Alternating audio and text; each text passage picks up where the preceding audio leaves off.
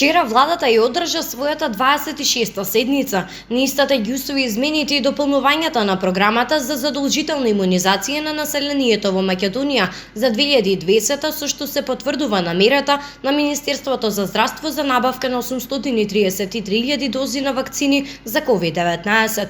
Програмата ќе се реализира во рамките на одобрените средства во висина од 487 милиарди и 900 милиони денари, од кои 69 милиони 722.000 денари се предвидени за авансно плаќање на вакцините против COVID-19.